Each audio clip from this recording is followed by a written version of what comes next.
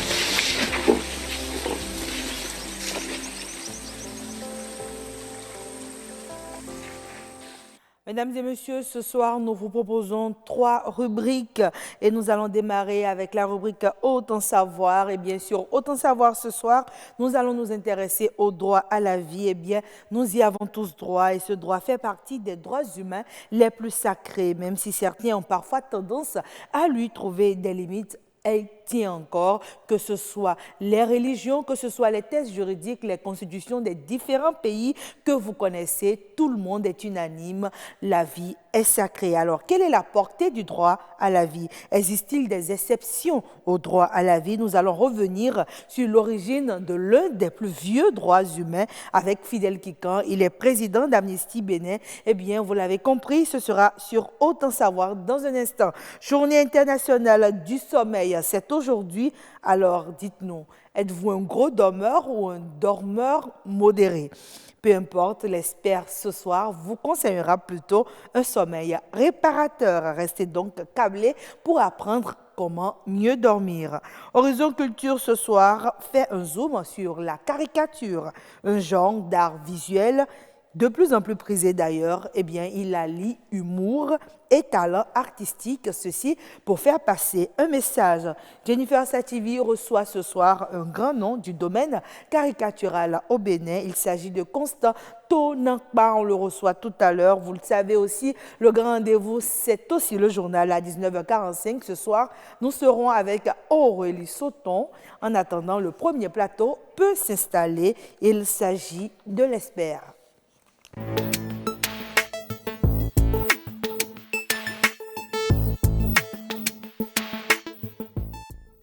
Voilà, mesdames et messieurs, comme annoncé, je vous le disais tantôt, ce soir avec l'Espère, on s'intéresse au sommeil, puisqu'aujourd'hui, nous sommes le vendredi 13 mars et le monde entier célèbre la journée internationale du sommeil. Je vous présente notre invité. Bonsoir, docteur Herman Deglar. Bonsoir, madame. Comment vous allez? Je vais bien, merci. Vous êtes expert en neurosciences? Et oui. Avec vous, donc, on s'intéresse au sommeil. Moi, ma première question, c'est de savoir si c'est important pour un être humain de dormir. Alors, savoir si c'est important pour moi, c'est hyper important le sommeil pour un être humain parce que lorsqu'on pulse en journée, il faut bien se reposer. Vous avez une voiture, elle pulse en énergie, il faut bien quand même la garer pour recharger l'énergie. Et donc, le sommeil nous permet de recharger l'énergie de l'être humain parce qu'en journée, nous sommes en activité et la nuit, on est au repos, c'est toujours le pôle plus et le pôle moins, le jour et la nuit, et tout est synchronisé pour que le sommeil puisse nous permettre de resynchroniser les choses, d'être au top, au frais pour la journée suivante. D'accord, on peut donc dire que pour bien vivre, il faut dormir aussi. Il faut nécessairement dormir, encore que nous passons du tiers de notre vie à dormir. Donc, quelqu'un qui a 60 ans a passé 20 ans de sa vie à dormir. Et s'il ne dormait pas, il ne pourra pas grandir, il ne pourra pas être en forme, il ne pourra pas être en forme, juste comme ça. Alors, docteur Degla, nous avons de gros bosseurs. Nous en avons même ici, dans ce studio ce soir, mesdames et messieurs, de gros bosseurs qui, pour eux, le plus important, c'est le travail, c'est le travail, c'est le travail. À quel moment est-ce qu'il faut dormir? Alors, il faut dormir. Dieu a su tellement bien faire les choses. Aujourd'hui, la science est en pleine confirmation de ces pensées qui avaient été présupposées à travers les livres saints et tout. Et donc, nous devons dormir en ce sens que le sommeil, dans un premier temps, lorsque nous n'arrivons pas à dormir parce qu'il contient des cycles. D'accord. Il contient des cycles. De sommeil. Et ces cycles-là ont un rôle et une fonction. Chaque cycle, on a au moins de 4 à 5 cycles la nuit. Et on atteint tous les 5 cycles?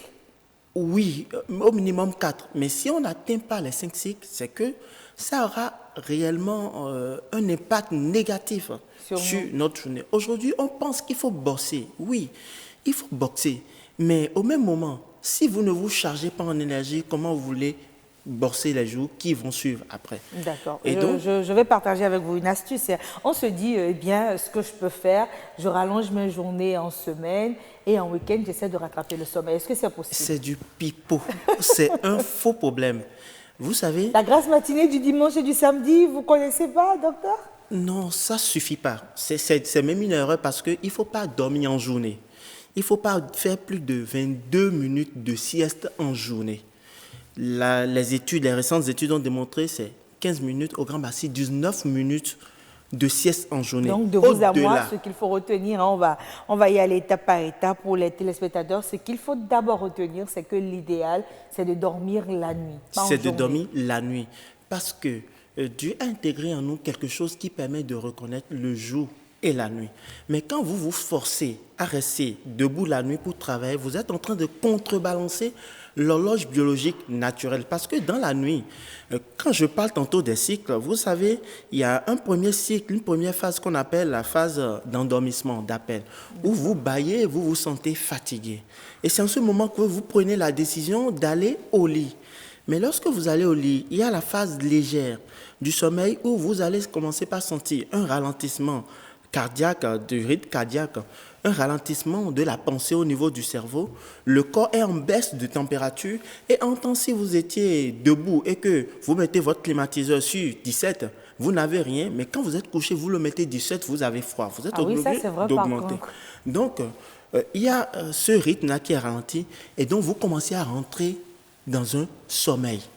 Mais après la phase légère, chaque cycle dure notamment environ 90 minutes. Après cette phase légère, vous rentrez dans une phase profonde. Mais dans la phase profonde, à travers les mécanismes biologiques, le cerveau prend sur lui-même de réparer les dommages physiques du corps. Vous vous êtes dépensé, vous avez des micro-lésions. Il faudrait qu'à travers la mélatonine, à travers d'autres hormones, le corps puisse se régénérer. Mais ça dure aussi 90 minutes. Après cette phase profonde, vous allez rentrer dans une phase paradoxale. Ça, c'est la phase du rêve. Vous rêvez. Mais cette phase-là, vous êtes découpé de mouvements. C'est-à-dire, elle est très, très profonde. Mais c'est la phase où il y a réparation mentale, réparation émotionnelle. Si, par exemple, en journée, avec mon âge, j'ai vu, par exemple, une fille de 17 ans qui m'a plu et que j'ai envie de sortir avec elle, mais par ma conscience, j'ai refoulé ça. D'accord? C'est allé dans mon subconscient. Mais pour que le cerveau, lui, il puisse gérer ses ingérences, parce qu'il y a déjà une pulsion. Et puisque lui puisse gérer ces ingérences-là, il va le gérer à travers peut-être un rêve. Je n'ai pas compris. Donc la nuit, vous allez rêver de la fille que vous avez vue aujourd'hui. Oui, en fait. Déjà que les hommes de 17 ans, il n'est pas du tout approprié. À 17 ans, je parle de pulsion en ce sens que, c'est-à-dire, tout ce qui est ingérence, tout ce que vous n'avez pas pu gérer dans la journée, Cela cette vous revient. phase-là revient à travers le subconscient et lui, il prend sur lui-même de gérer les choses. C'est le moment où vous faites des rêves. C'est le moment où si quelqu'un vous a énervé, lui, il essaie de réparer les choses pour que les choses soient au top et que vous oubliez ça pour pouvoir aller. Donc, une réparation mentale et émotionnelle à cette phase-là. Après, vous allez tomber dans la phase transitoire. La phase où vous allez avoir un jet de cortisol. Cortisol, c'est une substance chimique qui vient vous permettre de donner de l'énergie pour que vous puissiez vous réveiller le petit matin et continuer. Donc, quand lui vient, vous allez commencer à avoir, avec l'apparition du soleil, par exemple, vous allez commencer à avoir envie de vous lever, vous avez l'énergie, et c'est là que vous vous levez en pleine forme et vous avez passé les 5 cycles. Mais si parmi ces cycles-là, vous en ratez, surtout le cycle du sommeil profond, le cycle du sommeil paradoxal, vous allez être fatigué et les problèmes d'hier qui n'ont pas été réglés vont revenir en journée. Et vous rattraper. Et donc, c'est en ce sens que vous vous sentez fatigué parce qu'il n'y a pas eu de réparation sur le corps de l'être humain. D'accord. On va passer à présent au conseil pratique. Combien d'heures de sommeil il faut à un individu par jour? Déjà, pour les bébés, au minimum, c'est 13 heures à 16 heures de sommeil par jour. Pour les bébés. Pour les ados. Pour les bébés, ça peut être entrecoupé. Ce n'est pas obligé que ce soit un sommeil. Pour les bébés, ça peut être entrecoupé. Après, ils vont s'adapter au cycle et tout. D'accord. Pour les ados, c'est 8 Pour heures. les ados, vous précisez la tranche d'âge? On est entre ados jusqu'à 17 ans. Jusqu'à 17 ans. Jusqu'à 17 ans. Il faut 8 à 9 heures, 8h30 à 9 heures de sommeil. 8h30 à 9 heures de sommeil. Oui. Maintenant, pour les adultes, c'est 7 heures à 9 heures. Minimum 7 heures, maxi 9 heures. D'accord. Pour les adultes. Et donc, c'est durant ce laps de temps que l'homme se régénère, se recharge en énergie. C'est pour dire le sommeil, il est hyper important, il est incontournable. Et pour peu, en 2007, il y a des études, encore c'est les données de l'OMS, qui disent, à travers ce rapport donné par l'OMS, il est mentionné que le sommeil, le travail de nuit est cancérogène. D'accord.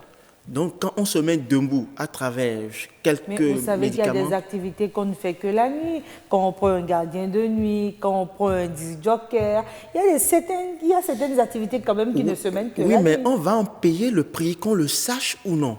Parce que c'est pour ça que vous allez voir certaines sociétés de gardiennage. Est-ce qu'on ne peut pas compenser un peu? Est-ce qu'on ne peut pas être dans la compensation? Le sommeil, il n'y a pas de compensation. Si vous pouvez compenser le sommeil, c'est que vous allez compenser dans la journée. Il faudrait que vous arriviez à remplacer la journée par la nuit qui vous est donnée. Or, la journée, c'est de 6h à 23h, 7h à 23h, et la nuit, de 23h à 7h, le cycle.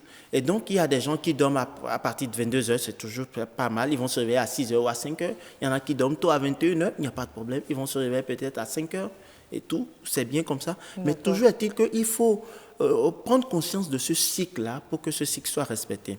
Alors, mais pour que ce cycle soit respecté, c'est la manière dont on va se coucher qui compte, qui pose problème. Vous allez voir, il y a des gens, ils ont des soucis pour aller dormir. Il y en a, ils quittent l'ordinateur ou la télé, enfin les écrans en global, pour aller dormir. Et faites attention aux histoires que vous vous racontez la nuit, surtout les couples, pour aller dormir. Parce que je pense que la chambre, elle est faite pour des histoires inspirantes et non... Calme, douce. Calme, douce. Oui, c'est dans la chambre à coucher qu'on règle les problèmes aussi. Et non pour les problèmes. Parce que, et non pour les problèmes, les gens ne savent pas. Mais quand vous allez faire rien dans la chambre va se conforter en cette énergie de rien. Et vous allez toujours en vivre, qu'on le sache ou non. Et donc, déjà, quand vous êtes soucieux, faites l'effort de ne pas être soucieux. C'est de se concentrer sur les actions positives qu'on a eues dans la journée, et de dormir avec ces actions positives. Parce que lorsque vous êtes au calme, il y a l'activation neuroélectrique au niveau du cerveau. Ça va vite. Lorsqu'on est au calme, vous allez voir, parce que vous allez voir les images visuelles, vous allez créer des scénarios dans votre tête et du coup, vous allez inhiber la libération de la mélatonine qui est fabriquée dans la journée pour vous permettre de dormir. Et donc, ça pose un problème. Si vous permettez, docteur Degla, pas que je veuille vous couper, mais aujourd'hui, il y a des applications, il y a des personnes qui propose des musiques apaisantes, des bruits quand même qui calment et qui facilitent l'endormissement. Est-ce que vous y croyez, vous? Oui, j'y crois, j'y crois. J'y crois parce que la nature, elle est apaisante pour quel que soit le problème que nous avons. Maintenant, c'est qu'il faut nous-mêmes nous conditionner à réellement dormir, à avoir un message très clair à notre cerveau que nous voulons dormir réellement pour réellement dormir. Maintenant, il faut éviter même la petite lumière du téléphone. Il faut dormir dans le noir. Il faut vraiment le noir parce que la petite lumière agite le sommeil. Vous allez penser avoir dormi, mais vous allez être fatigué la journée qui va suivre. La petite lumière, on dit veilleuse, c'est de la littérature. Comme cette lumière-là, la lumière bleue. Et souvent, on pense que ça permet de dormir, ça améliore le sommeil. Même pas de lumière, même pas de lumière dans le noir. Parce que la petite lumière, il y a un mécanisme. Vous allez voir que quand vous dormez et qu'on ouvre les volets, le soleil rentre dans votre chambre, vous vous réveillez instinctivement, même si vous n'avez pas fini de dormir. Ça veut dire quoi? La petite lumière est reconnue. Il y a l'épiphyse qui est notre glande pinéale qui est là, qui libère, qui est un glande endocrine, qui libère des hormones. Et donc la petite lumière l'empêche de libérer ces hormones-là qui sont fabriquées pour nous permettre de dormir et donc de grandir pour l'enfant qui est en croissance. Et donc, c'est de vous dire, le sommeil pour un enfant qui grandit, c'est hyper important. Les parents doivent veiller à ça. Quelqu'un qui travaille, qui dit « je n'ai pas le temps pour pouvoir dormir », tous ceux qui ont dit ça, ils sont au cimetière, ils vont en payer le prix et ça serait juste pour leur famille, qu'ils le sachent ou non. Non, on va éviter d'aller tout de suite dans les conclusions. Moi, je pense que c'est peut-être le moment de revenir un peu sur les répercussions sur l'individu d'abord. Un individu qui a envie d'être au mieux de sa forme, d'être performant justement dans ses activités. Quel genre de sommeil il lui faut? Alors, je suis heureux que vous ayez employé le thème de performance. Vous ne pouvez pas être performant si vous ne dormez pas bien. Vous ne pouvez pas être performant dans votre travail si vous n'avez pas une qualité de sommeil réellement bien. Parce que sans la performance, on ne peut pas booster et ça va avoir un problème après sur l'estime de soi. Parce que si vous êtes fatigué, vous avez l'impression de ne pas pouvoir bien faire les choses. À terme, c'est une petite peur qui va générer une zone d'anxiété, une angoisse, une crise d'angoisse, une crise de panique. Et ça, c'est se tétaniser, juste le sommeil. L'enfant qui ne dort pas bien aura un problème de mémoire, c'est-à-dire de se rappeler des choses. Or, lorsque vous apprenez, c'est dans le sommeil que le cerveau, lui, il fait de la place, il range les choses, il jette tout ce dont vous n'avez pas besoin et il range bien ce dont vous avez besoin.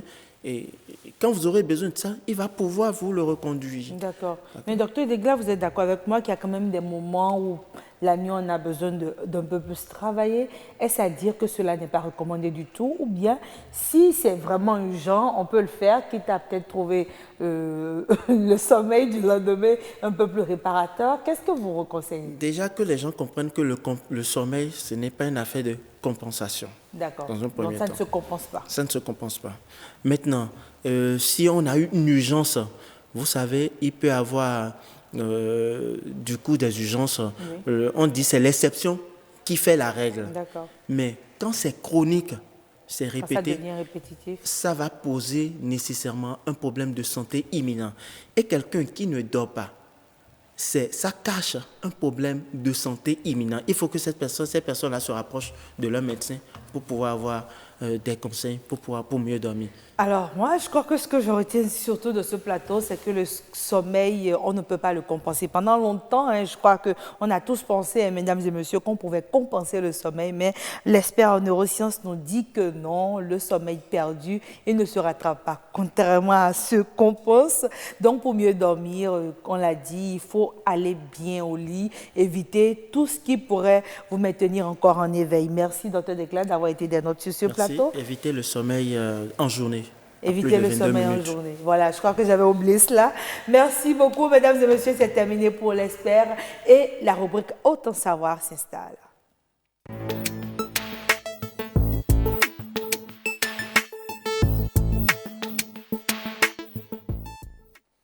Alors, aujourd'hui, sur Autant Savoir, on s'intéresse à un droit. D'aucuns vous diront que c'est un droit fondamental, c'est même un principe inhérent à toute constitution presque. On parle du droit à la vie. Avant de recevoir Fidèle Kikan, on suit ce reportage. Vous êtes-vous déjà demandé qui veille au respect des droits de l'homme au Bénin? L'institution dont c'est le rôle est la Commission béninoise des droits de l'homme. Totalement indépendante, elle œuvre pour la promotion et la protection des droits de l'homme. L'État béninois nous a confié la mission de protéger les droits de l'homme. La protection s'entendant comme la prévention. Prévenir que la violation survienne et si elle survenait, travailler à ce que la victime ait droit à la justice et obtienne réparation. Composée de 11 membres, cette commission a pour fondement la résolution 48-134 des Nations Unies relative aux principes concernant le statut des institutions nationales. C'est sur la base de ces principes que vous passez ce que nous appelons l'accréditation à un statut A ou B. L'intérêt réside dans le fait que vous pouvez participer pleinement en tant que membre à l'Assemblée mondiale des institutions nationales des droits de l'homme. Vous pouvez avoir le droit de vote, vous pouvez prétendre à occuper des postes dans ces institutions.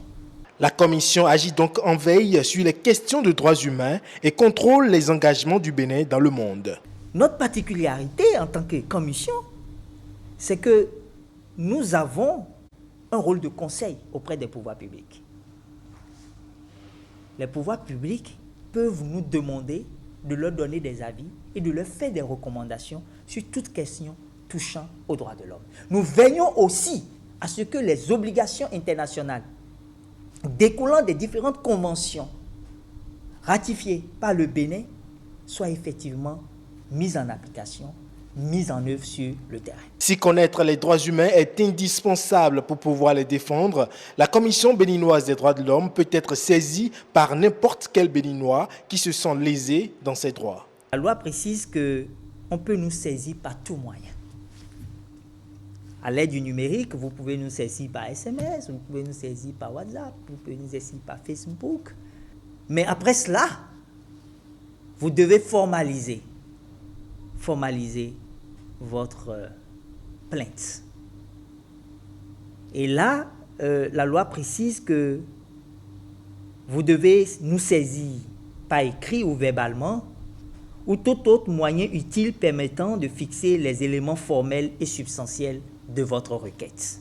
Elle sert donc de médiateur entre le citoyen et les pouvoirs publics. En son sein siègent toutes les couches socio-professionnelles du Bénin.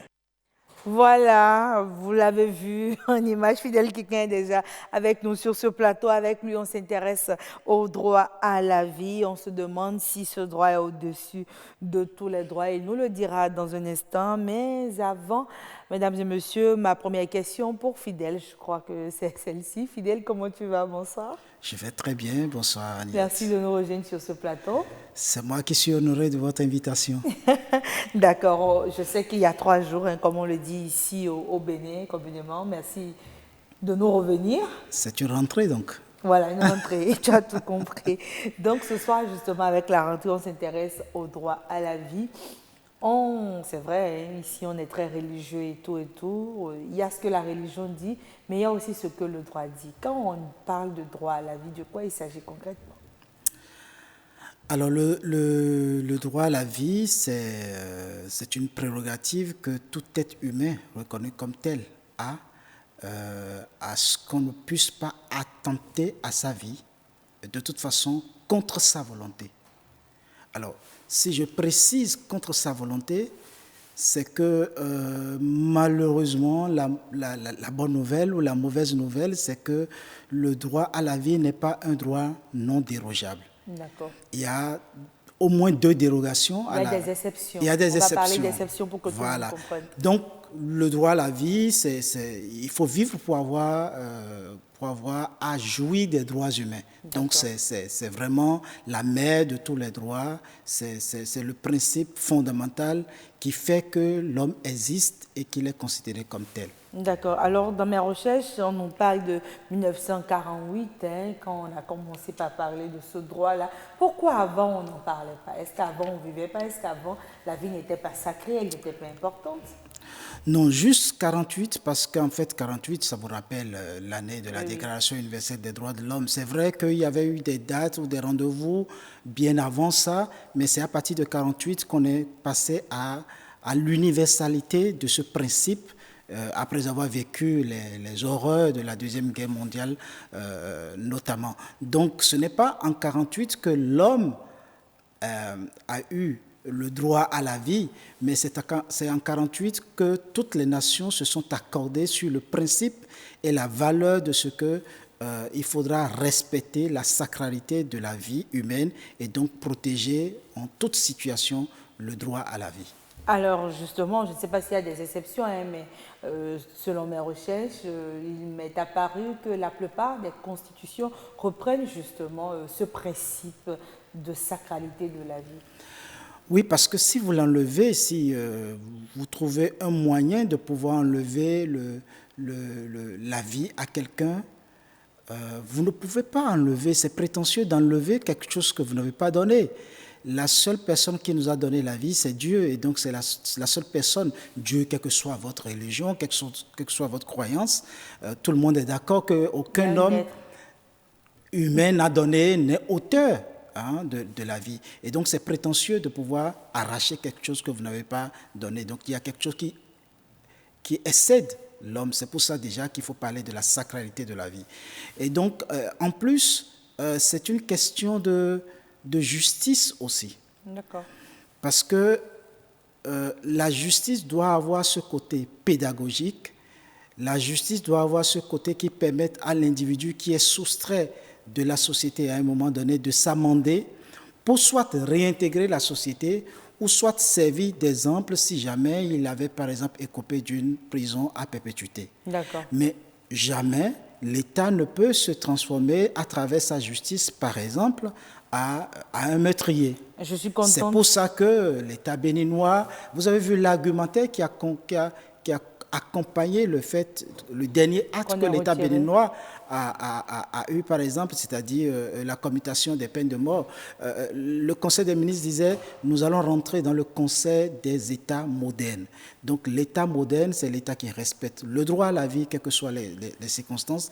L'État moderne, c'est l'État qui protège et qui promeut le droit à la vie. D'accord. Nous sommes quand même sur un continent et principalement dans un pays où il y a eu des moments de notre histoire où la vindicte populaire était presque au-dessus de la justice, en tout cas telle qu'on la conçoit. Est-ce que vous avez l'impression que ce principe-là, justement, n'est pas remis en cause par la vindicte populaire?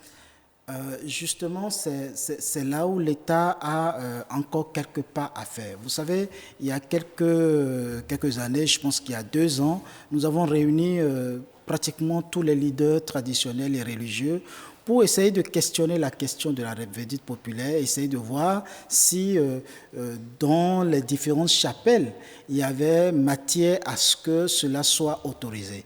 Et unanimement, que ce soit les chefs traditionnels ou les chefferies religieuses, tout le monde a été d'accord qu'aucune religion, aucune tradition ne promeut la vindicte populaire.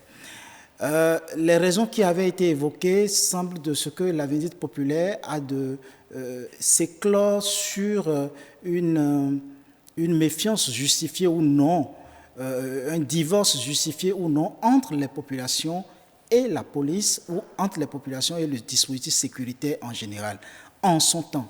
Mais il faut être objectif pour reconnaître aujourd'hui quand même que sur le plan sécuritaire, les dispositions qui sont mises en place, le dispositif qui est mis en place permet quand même de donner des réponses et que dans la sanction, parce qu'il y avait quand même une sorte de légèreté dans les sanctions. Aujourd'hui, quand vous êtes auteur de viol, aujourd'hui, vous savez tout de suite les sanctions que vous avez pourvu que cela soit su. Quand vous êtes auteur de tel crime, vous avez quand même une certaine relative promptitude. Cela devrait normalement donc rassurer les populations et ralentir la question de la vindicte populaire en attendant qu'une loi spécifique puisse se pencher sur la question. Parce que l'État, qui est détenteur de toute notre puissance réunie à nous tous, ne peut pas dire je suis abolitionniste de la peine de mort et que des individus ou un individu ou un groupe d'individus puissent décider de donner la mort dans le coin de la rue parce qu'elles ont décidé que telle personne a pu être convaincue. Non, de vous à moi, Fidèle Kikan, on va revenir un peu ici et essayer de comprendre quand même un peu ces populations, pas qu'on les défende. Mais je pense quand même que parfois l'humain, justement, dans sa faiblesse d'humain, a peut-être parfois l'impression que ce principe de sacralité ne devrait pas s'appliquer à tout le monde. Est-ce que vous avez l'impression que ce principe-là s'applique à tout le monde, peu importe ce qu'il a commis comme acte? Si vous me démontrez quelqu'un qui n'a pas les facultés, qui n'a pas les facteurs pouvant être désigné comme humain, ce principe ne lui sera pas appliqué. Mais dès lors qu'il peut être humain, ce principe devrait pouvoir lui être appliqué. Ce disant, je comprends. Écoutez, j'essaie de me mettre à la place des familles qui sont endeuillées, des familles qui sont touchées par les horreurs que nous avons pu voir là et que nous entendons aussi. L'émotion, elle est humaine. Le désir de vengeance, il est tout aussi humain. Mais si nous laissons notre société à la vengeance, à l'émotion de tout un chacun, nous ne sommes plus dans une société de droit. Nous ne sommes plus dans une organisation sociale humaine. Donc, à un moment donné, justement, le dispositif légal est mis en place pour que chacun puisse souffrir de ce que son émotion, le tort qui lui est fait, que ce ne soit pas à lui de se rendre justice, mais de permettre à ce que l'État qui a mis le dispositif en place et qui, du reste, je confirme, essaie quand même d'apporter des réponses de plus en plus probantes et de façon plus accélérée, puisse répondre. Encore une fois, je compatis vraiment pour ces cas et je pense que le dispositif sécuritaire devait pouvoir travailler à plutôt plus prévenir ces cas que de venir les gérer par la suite. L'État béninois reste abolitionniste pour tous les crimes et il n'appartient pas. C'est une fierté pour le Bénin et il n'appartient pas donc aux individus de pouvoir donner la mort. Une fois encore, il faut que les autorités pensent à sortir une législation spécifique pour gérer le cas spécifique de la vindicte populaire et que le dispositif sécuritaire puisse plus prévenir toutes ces horreurs que nous voyons de plus en plus malheureusement qui arrivent. Merci. Pour que les populations soient beaucoup plus dans la quiétude. Merci beaucoup Fidèle Kikan, vous aurez compris sur le sujet. Pour vous donc, le droit à la vie est au-dessus de tous les droits. C'est la réponse à cette question. Fulgence Aroutondi, j'ai compris vos grands signes. Le temps qui nous est imparti pour cette rubrique est terminé. Nous passons à la suivante, Horizon Culture.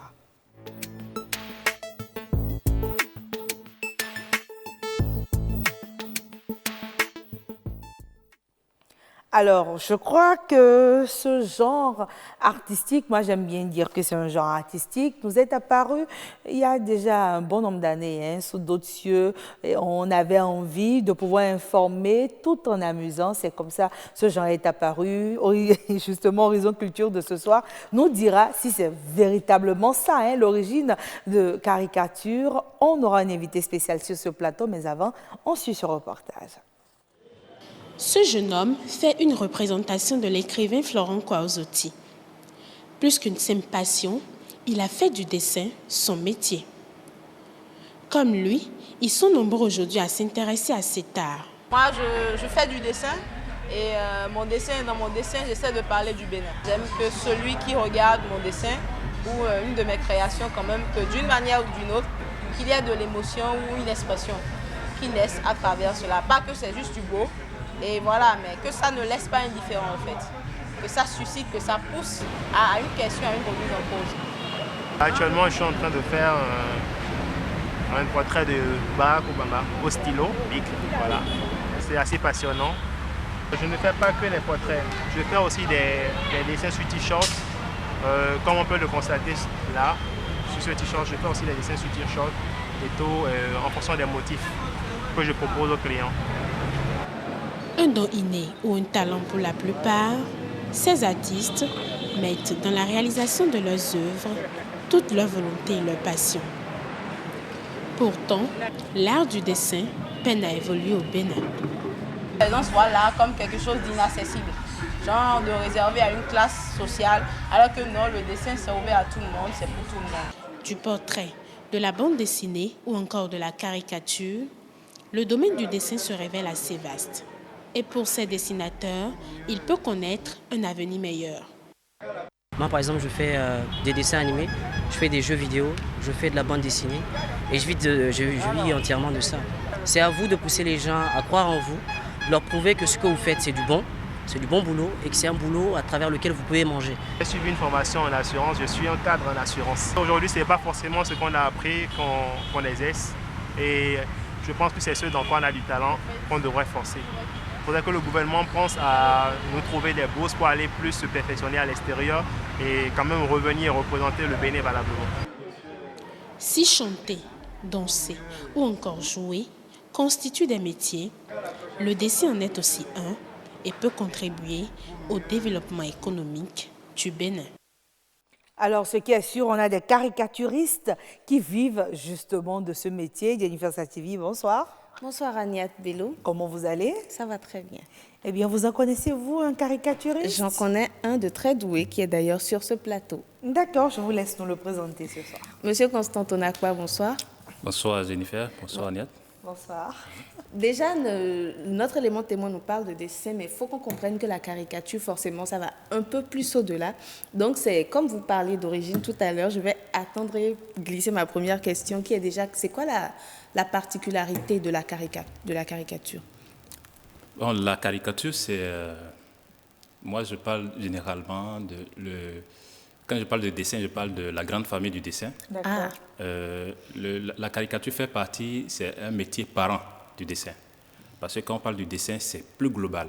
Ça réunit beaucoup de choses. Ça réunit aussi bien, dans votre reportage tout à l'heure, vous avez parlé de portraits, de bande dessinée, on peut parler de stylisme, de la peinture.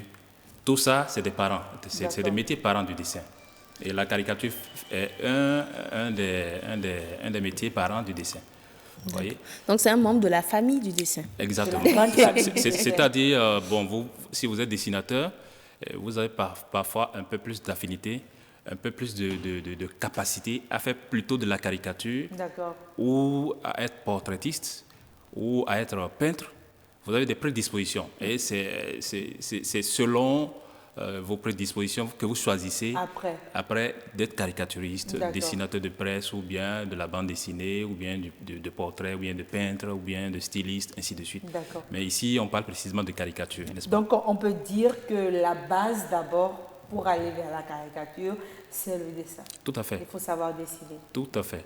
Le dessin, la caricature, c'est tout simplement du dessin, hein, comme on le fait là, mais c'est une représentation un peu grotesque, déformée, parce que caricaturer d'abord, c'est déformer.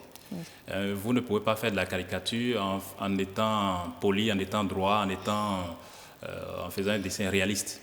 C'est-à-dire si la personne mesure 2 mètres, vous le dessinez proportionnellement aux 2 mètres qu'il mesure sur une feuille de papier et vous voyez que c'est très proportionnel.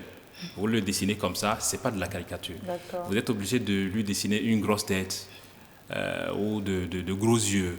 Nous avons l'œil de capter tout de suite dans chaque personnage ce que la personne a de plus, ce que la personne a en excès.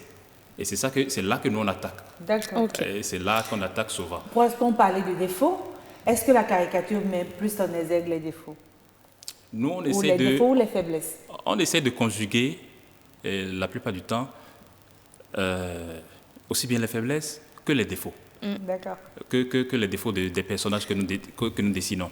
Et en alliant ces deux caractéristiques-là des personnages, ben écoute, quand vous sortez la caricature, tout le monde dit, même s'il n'y a pas vraiment beaucoup la ressemblance, tout le monde vous dit tout de suite, c'est lui. C'est lui. Donc on identifie au moins. On l'identifie tout de suite. Il y a des personnages, par exemple, quand moi je les dessine, dès que je commence par faire les oreilles, je ne sais pas encore dessiner la tête, j'ai encore rien dessiné, mais dès que je commence par faire dessiner les oreilles, on dit, ah oui, on connaît là où tu vas aboutir, on sait celui que tu vas dessiner.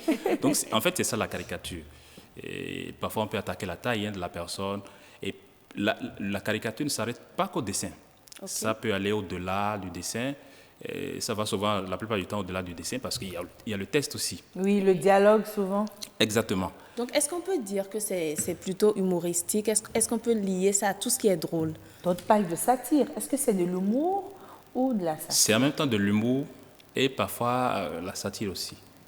Parce que nous sommes dans une société et les caricaturistes, pour la plupart du temps, évoluent dans la presse. Et vous savez, le travail du journaliste, c'est redresser un peu la société, dire ce qui ne va pas, dénoncer un peu, amuser aussi, n'est-ce pas? Ce genre satirique, justement, qui amuse, mais quand on regarde, on a l'impression qu'il y a eu un grand travail en amont. Moi, je me demande si ça vient juste sous le coup de l'inspiration ou s'il faut beaucoup travailler. Un caricaturiste, c'est quelqu'un qui est très, très observateur. D'accord. Il est très observateur. Par exemple, je sais que les hommes politiques que nous dessinons la plupart du temps, c'est des gens que nous suivons.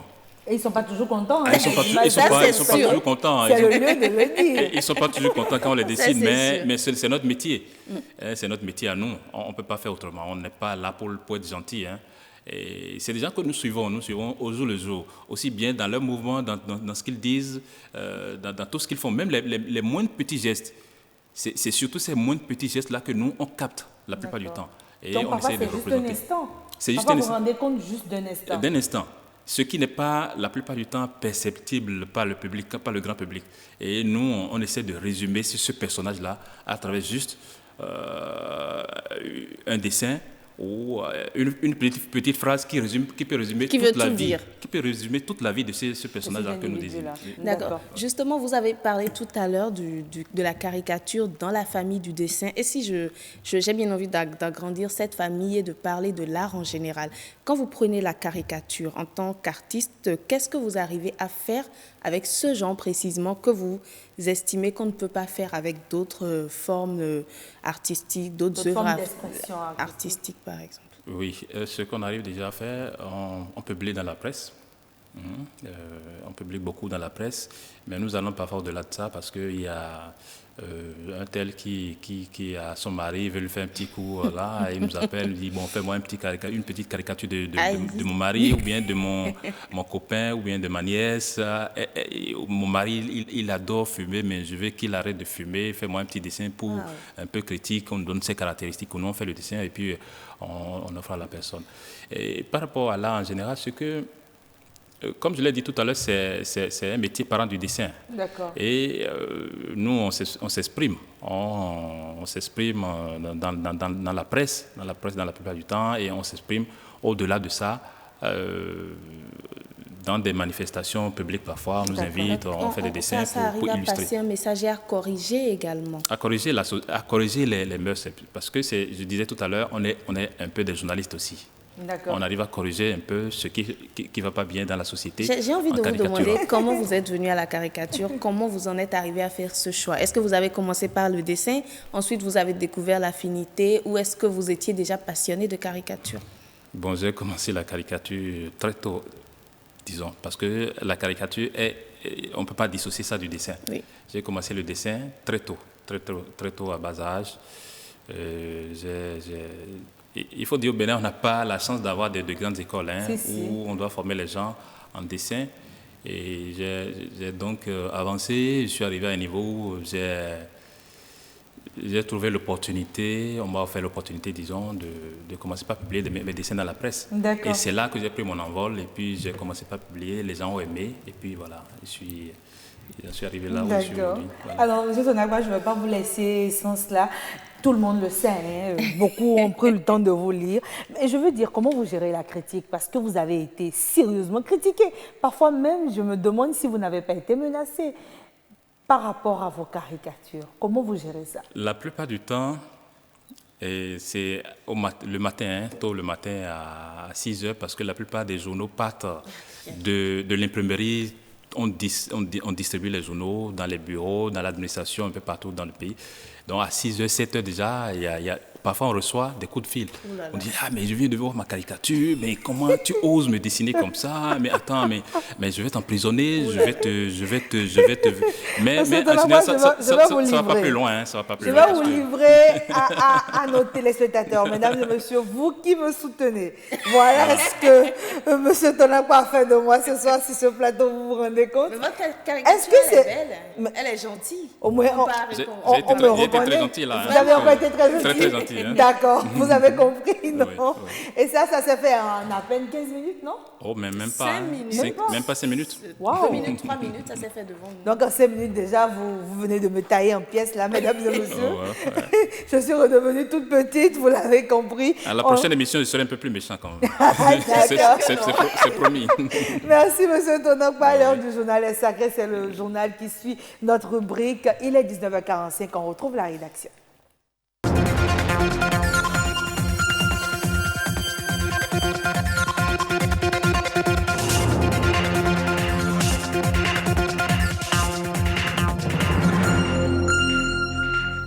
Très ravi de vous retrouver pour cette nouvelle session d'information. Mesdames, Messieurs, bonsoir. Voici le sommaire. Les droits des consommateurs sont-ils respectés au Bénin et que font les associations des consommateurs pour défendre et préserver ces droits? Élément de réponse dans ce 1945. L'éducation optique est une nécessité pour optimiser l'utilisation des gadgets électroniques par les populations. Qu'est-ce que l'éducation optique et quelles sont les opportunités qu'offrent les TIC? Nous en parlerons également. Pour ou contre l'utilisation du téléphone portable en milieu scolaire, la question reste d'actualité. Pour certains, c'est un outil indispensable pour les élèves. Pour d'autres, c'est plutôt une source d'échec.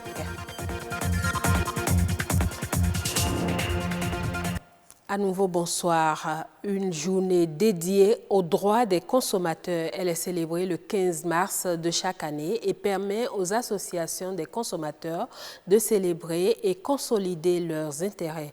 En prélude à l'édition 2020, une de nos équipes s'est intéressée à l'origine de cette journée et fait un état des lieux en ce qui concerne les droits des consommateurs au Bénin.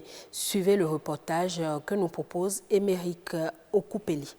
Vous savez, le droit des consommateurs est aussi vieille que l'humanité. Elle est aussi vieille qu'on ne l'imagine. La Journée internationale des droits des consommateurs est née le 15 mars 1962, date où le président des États-Unis d'alors, John Kennedy, fit sa déclaration lors du Congrès américain sur la nécessité de protéger les consommateurs. Depuis lors, chaque 15 mars est devenu une occasion annuelle pour célébrer l'influence et la solidarité internationale des associations des consommateurs. Notre organisation est membre de Consumers International et c'est cette organisation internationale qui a plaidé au niveau des Nations Unies pour que cette journée soit retenue. Et les Américains étaient les premiers au monde à commencer à parler de la protection des consommateurs en faisant adopter par le Congrès américain 4 droits. Célébrer la journée des consommateurs est devenu un moyen de protéger leurs droits et de s'assurer qu'ils ne sont pas victimes d'abus de marché ou d'injustices sociales pouvant porter atteinte à leurs droits. Nous sommes face à un danger. Et le consommateur est au cœur de ce problème et il est la solution. Pourquoi? Ce sont les consommateurs qui consomment. Ce sont eux qui demandent à l'industrie ce dont ils ont besoin. Donc, si nous voulons que la planète continue d'exister, de vivre et de permettre une certaine régénérescence, que nous continuons à avoir de l'eau potable à boire, on doit revoir notre mode de consommation. Au Bénin, les droits des consommateurs ont fini par être reconnus après de nombreuses luttes. Et ceci à travers la loi 2007-21 du 16 octobre 2007 portant protection du consommateur. Mais force est de constater que la mise en application de cette loi souffre. La loi reste aujourd'hui une loi. Les tests d'application n'ont pas été pris. 2007, 2020, 13 ans. Que le Bénin s'est doté d'une loi, mais qui est restée une loi. Ce qui limite le marge de manœuvre des organisations de consommateurs. Mais nous devons profiter de l'occasion pour préciser qu'une organisation de consommateurs n'est pas là pour supplier au rôle des structures régaliennes qui existent. Nous ne sommes pas une structure de contrôle, nous ne sommes que dispositifs d'alerte. Et nous sommes là pour accompagner l'État à mettre en place, à faire respecter les normes de bonnes pratiques en termes commerciaux. L'environnement est au service de tous les consommateurs. C'est pourquoi chaque année, la thématique rôde autour de la consommation durable. La consommation durable veut dire simplement une production de biens et services pour la génération d'aujourd'hui et demain. Ce sont les questions qui interpellent aujourd'hui les gouvernements, qui interpellent la société civile, qui interpellent l'industrie. Donc le consommateur durable est ce consommateur-là qui change de mode de consommation parce que quand il va sur le marché, il demande à avoir les produits bio, les produits durables. À l'instar des autres journées internationales, les associations des consommateurs plaident pour une attention un peu plus particulière sur le 15 mars. C'est un sujet qui défraie la chronique dans le milieu scolaire. L'utilisation du téléphone portable dans les établissements d'enseignement inquiète plus d'une personne. S'il est vrai que c'est un outil de communication et parfois de recherche pour les apprenants, son utilisation a pris une telle ampleur aujourd'hui qu'elle ne peut pas être sans conséquences sur les rendements scolaires. Les téléphones portables dans les établissements scolaires sont-ils un frein à l'excellence? C'est un sujet de Samson Thiomon, Léros Djima et Arnaud Taboué. L'utilisation du téléphone portable en milieu scolaire prend de plus en plus d'ampleur. Des téléphones simples aux smartphones, le portable s'invite dans les salles de classe. Pourtant, son usage n'est pas souvent approuvé. L'utilisation du téléphone portable est une chose à proscrire dans le milieu scolaire. L'utilisation que les enfants en font aujourd'hui, ce n'est pas dans le sens de l'enseignement. Si c'est pour avoir les informations, par exemple sur l'Internet, et que c'est dit que c'est comme ça, ça va être, puisque les professeurs les envoient vers les recherches. Ils ont besoin d'utiliser ça, mais pas à l'école. Pas à l'école parce que ça risque de biaiser ce que nous avons instauré comme règle. Avec les révolutions technologiques et l'avènement des réseaux sociaux, le téléphone portable modifie les habitudes des apprenants. Son usage est chronophage. Aujourd'hui, avec l'avènement des réseaux sociaux, des outils comme Viber, Twitter, YouTube, Facebook, quand les enfants sont sur ces réseaux sociaux, ils ne savent pas s'arrêter. Lorsque les apprenants ont des téléphones et ils viennent en classe avec, l'apprenant se trouve beaucoup plus attiré, attaché à son téléphone qu'à ses cahiers. En classe, comme dans la cour des écoles et établissements, le téléphone portable ne quitte pas les apprenants. Le port et l'utilisation du cellulaire en milieu scolaire ne sont pas sans inconvénients. L'enfant qui utilise le téléphone portable n'a pas le temps d'écouter ce que le professeur lui dit. Les élèves ont accès à des informations, des données qui ne sont pas pour leur âge. Et ils passent tout leur temps à s'investir, à se verser dans cette pratique-là. Et le temps de l'apprentissage est écourté. La conséquence directe, c'est l'échec tout simplement. L'échec du point de vue scolaire, l'échec du point de vue social. Parce qu'en fait, ce n'est pas seulement la réussite à un examen qui fait d'un homme ce qu'il doit être. Le téléphone portable est un moyen de communication et de recherche. S'en servir, c'est bien. Le faire hors du cadre scolaire, c'est encore mieux. Sur le même registre, vous n'êtes pas sans savoir que les TIC ont changé les habitudes car présentent dans tous les secteurs d'activité. Pour une bonne utilisation de ces gadgets et de la technologie, il est nécessaire que les populations soient éduquées. Qu'est-ce que l'éducation aux TIC et quelles sont les opportunités qu'offrent les TIC? Éléments de réponse dans ce reportage. Nous sommes en train d'utiliser les TIC pour renforcer l'éducation, d'où les TIC CE qui est défini comme l'ensemble des technologies de l'information et de la communication éducative ou l'ensemble des technologies de l'information et de la communication pour l'enseignement. Les TIC offrent beaucoup d'opportunités pour l'éducation. Si je parle de l'établissement, je parle de l'établissement et les ministères en charge de l'éducation. À ce niveau, l'éthique permet de faire le pilotage, c'est-à-dire la gestion du système éducatif. L'éthique permet à l'établissement de renforcer les compétences des apprenants.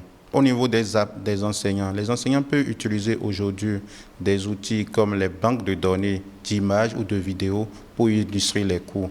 Ils peuvent utiliser les plateformes comme les MOOC pour renforcer eux-mêmes leurs compétences et dispenser des compétences aux apprenants.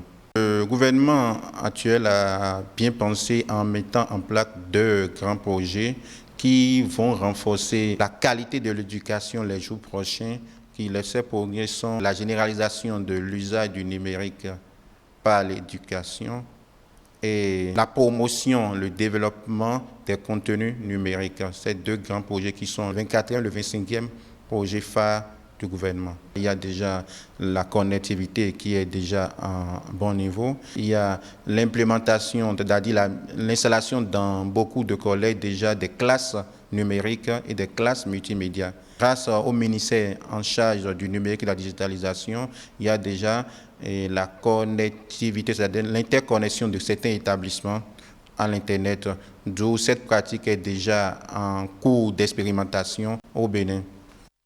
À présent, La Nation en bref, une compilation des faits marquants de l'actualité nationale réalisée par Amandine Agnambossou.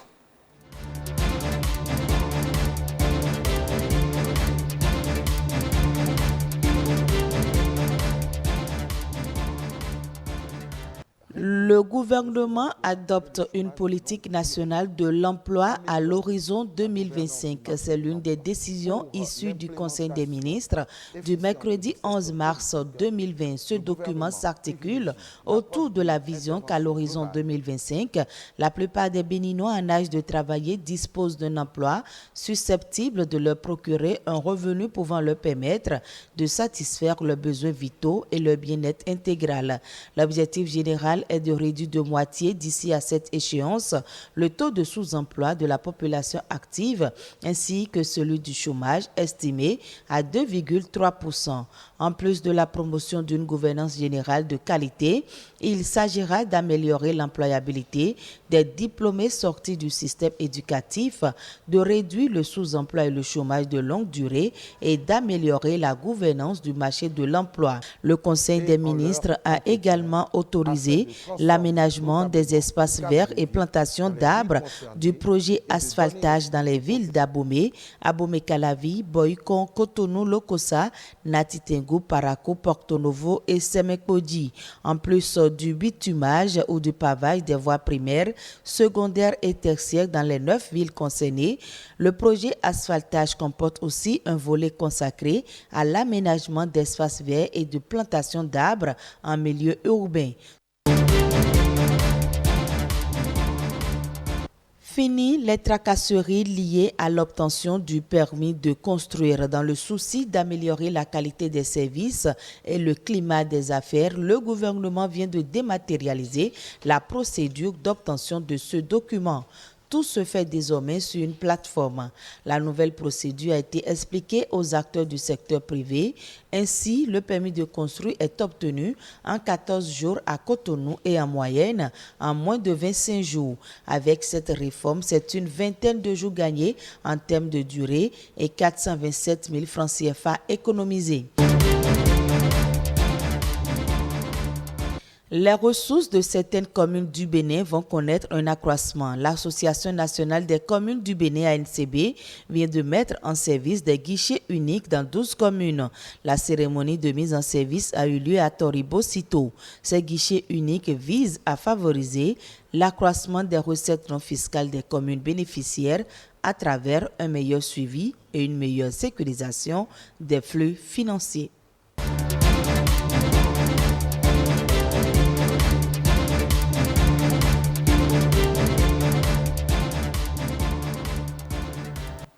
Dans l'actualité internationale, en pleine pandémie de coronavirus, le Nigeria envisage d'interdire l'importation de désinfectants pour les mains afin de booster la production locale. Après avoir confirmé le premier cas de coronavirus en Afrique subsaharienne, le pays a enregistré une ruée vers les produits désinfectants préconisés par l'Organisation mondiale de la santé pour se prémunir contre toute contamination. Alors que de nombreux Nigériens se sont plaints des prix élevés de ces produits, les autorités semblent y avoir trouvé une opportunité économique dans une logique de promotion du Made in Nigeria. Et ce sera tout pour ce journal. Merci à vous tous de l'avoir suivi. Merci à vous, Aurélie Sauton. On vous retrouve probablement semaine prochaine. Mesdames et messieurs, le grand rendez-vous se poursuit. Et à présent, on revisite les sites touristiques du Bénin. On va au parc Tandjari. Principales ethnies qui bordent la réserve de la Tandjari.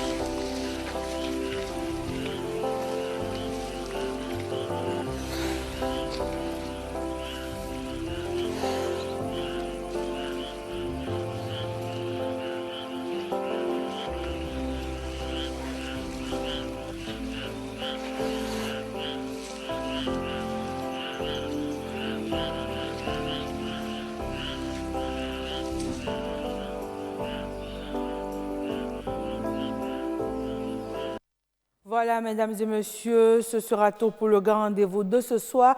Avant de vous quitter, on passe à notre instant citation.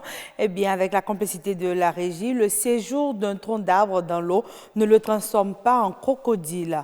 Le séjour d'un tronc d'arbre dans l'eau ne le transforme pas en crocodile. C'est une citation de Seydou Badia. Mesdames et messieurs, merci d'avoir été des nôtres tout au long de ce numéro du grand rendez-vous. On se retrouve encore semaine prochaine si tout va bien. D'ici là, portez-vous bien.